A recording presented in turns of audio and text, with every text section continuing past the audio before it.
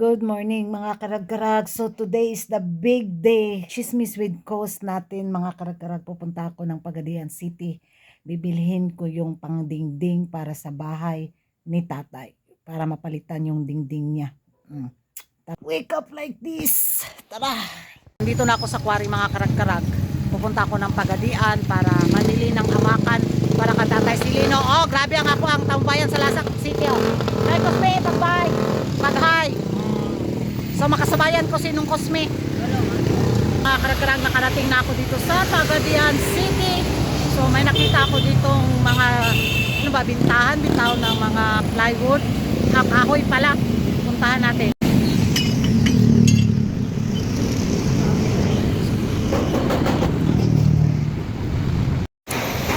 Nakapili na ako ng amakan na ibibigay natin kay Tatay Silino. So yung presyo is 180 pesos. Naka-discount ako, so bibili ako ng 5. So kasya na yon sa bahay ni tatay. So ordinary na amakan lang yung pinili ko mga karag-karag. Para excited ako sa transformation ng bahay ni tatay. Tahanan ko na lang ito mamaya pag uwi ko. So nakabili ako ng, ito yung binayad ko, 900 pesos sa 5 amakan.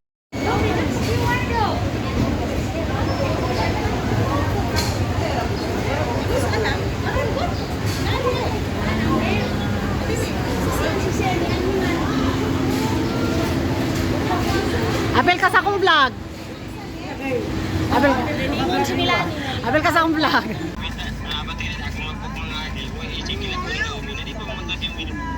Amo sila dito.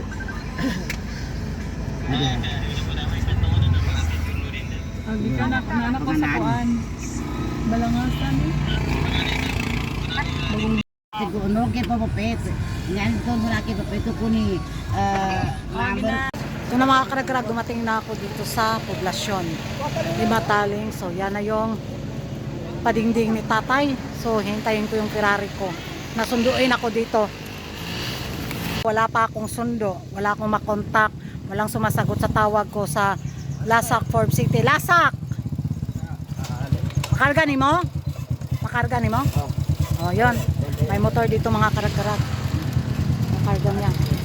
So doon na lang ako magipag-chismisan sa inyo sa pag-uwi ko sa bahay. Tara.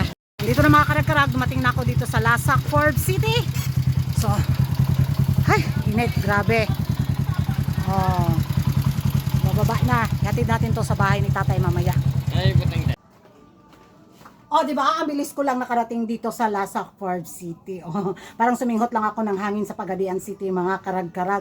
At natapos ko ring araw na to yung padingding ni tatay sa kanyang bahay, sa ating Chismis Wood Coast. Grabe, Hagardo Versosa talaga si Kuragan. Ayusin ko lang tong buhok ko. Carry bangs lang yan mga karag-karag. Galing ako sa biyahe. At eto na nga, isang magandang tanghali sa inyong lahat mula dito sa Lasak, Forbes City. So eto na nga mga karag-karag, gusto ko mag-thank you at mag-shout out sa lahat ng nagbigay ng kanilang donasyon sa ating pa-Chismis with Coast, pang Noche Buena ni Tatay Silino, ni Inday Hilin, sa kanilula Hilda, at ang bonggang maging transformation sa bahay ni Tatay Silino. So tatanggalin natin yung dingding, papalitan natin yung bago, at papalitan natin yung yero, yung bubong ng bahay niya ng bagong yero para hindi na siya maulanan mga karag-karag. So yun yung biggest ambitious na Chismis with Coast natin, at maraming salamat sa lahat ng tumulong at nagbigay ng donasyon para matupad ang pangarap na to at pag-asa kay Tatay Silino. So mula sa aking kaibuturan ng aking bagol-bagol puso, Abdo Atay Atinae, nako, thank you so much mga karag-karag. Alam ko kung alam niyo na kung sino kayo, hindi ko na maisa-isa, kaya sa gusto rin magpaabot ng piso-pisong donasyon dyan para mabuo natin yung bahay na pangarap ni tatay na hindi na siya matuluan at maulanan. Nako, ito yung GCash account ko. Pwede kayo magpadala dyan kahit piso mga karag-karag. Sa paunti-unti na halaga, sa maliit na halaga, maipon natin yan. Mabili ko na yung lahat na kakailanganin ko para sa transformation ng bahay ni Tatay Silino. Di ba? Ay, nako, ang saya lang mga karag-karag. At habang nagmamadali nga ako kanina sa biyahe ko, galing Pagadian, papunta Pagadian at pauwi dito, nako, nakicheck din ako ng mga pa-skandal, mga pa-intriga sa mundo ng beauty pageant, na kung saan gaya din ni Inday Fatima, hinahabol din siya ng kanyang ano ba, kaganapan bitaw sa buhay bilang Miss Universe 2025. Para ako yung hiningal sa kanya. Dumating siya sa Mexico after sa iskandalo sa kanyang pa-walk out sa Telemundo, ganap interview, eksena galore. Dito, bumalik siya sa bansang Mexico. Daig pa niya yung pugante. Anyari? Para bang ano, kasama ka sa flood control? Bakit nagtatago? Bakit nahihiya? Why? Para bang, ay, ano to? May kaso? May tinataguan? Ha? Ganon? Yun yung anyari sa kanya. Siya yung beauty queen na imbis na salubungin bitaw at ano ba, asigawan ng mga fans na ay, syempre no, nanalo ka sa corona. Proud yung bansa mo, tapos may marami kang followers sa social media, tapos umuwi ka, paglabas mo ng airport, parang may tinataguan ka na, parang kang kriminal ba na, ay mahuli ako dito, nabuang na.